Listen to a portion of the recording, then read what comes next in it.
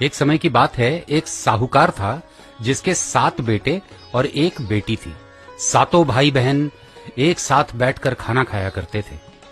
एक दिन कार्तिक की चौथ का व्रत आया तो भाई बोला, आओ बहन खाना खाते हैं। बहन बोली, आज करवा चौथ का व्रत है, चांद उगने पर ही खाऊंगी। बहन को भूखा देख एक भाई ने दिया जलाया और दूसरे भाई ने छलनी लेकर उसे ढका।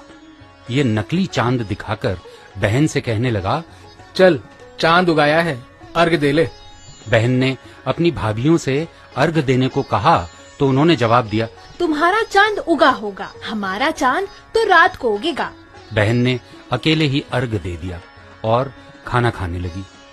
पहले कौर में बाल आ गया, दूसरा कौर उठाया तो पता चला उसमें कंकड़ है, और तीसरा कौर मुंह की ओर किया तो उसके ससुराल से संदेश आया कि उसका पति बहुत बीमार है।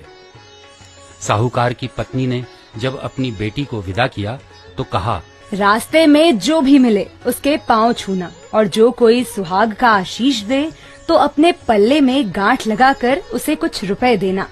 रास्ते में जो भी मिला उसने उसके पैर छुए, लेकिन यही आशीष मिला कि तुम 7 भाइयों की बहन हो, तुम्हारे भाई सुखी रहें और तुम उनके सुख देखो।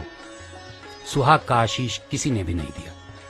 वह ससुराल पहुंची तो दरवाजे पर उसकी छोटी ननद खड़ी थी। वह उसके भी पांव लगी तो उसने कहा, सुहागन रहो, सपूती हो। यह सुनते ही उसने अपने पल्ले में गांठ बांधी और ननद को एक सोने का सिक्का दिया। भीतर गई तो सासू ने कहा कि पति धरती पर पड़ा है। साहूकार की बेटी पति के पास जाकर उसकी सेवा करने बैठ गई। समय बीतता गया और मार्गशीर्ष की चौथ आ गई। करवा ले, भाइयों की प्यारी करवा ले। साहूकार की बेटी ने कहा, हे माता, आपने मुझे उजाड़ा है तो आप ही मेरा उद्धार करें, आपको मेरा सुहाग देना पड़ेगा।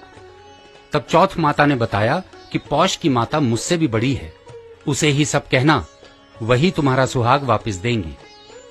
पौष की चौथ आकर चली गई, माघ की भी चली गई, फागुन की चौथ भी आकर चली गई।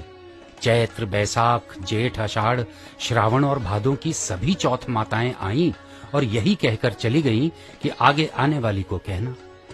असौज की चौथ आई, तुम पर कार्तिक की चौथ नाराज है, उसी ने तुम्हारा सुहाग लिया है और वही वापस कर सकती है। वही आएंगी तो पांव पकड़कर विनती करना।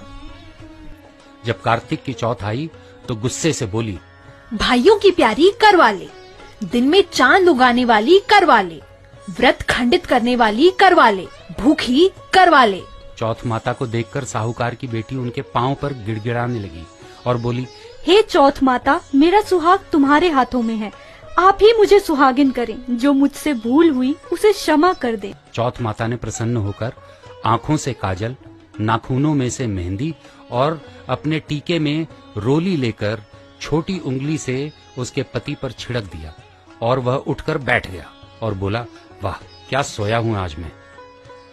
वह बोली, क्या सोए, मुझे तो 12 महीने हो गए, अब जाकर चौथ माता ने मेरे सुहाग को लौटाया है। तब उसने कहा कि जल्दी से माता का पूजन करो। तब से सारे गांव में यह बात प्रसिद्ध होती गई कि जब स्त्रियां चौथ का व्रत करें तो सुहाग अटल रहेगा।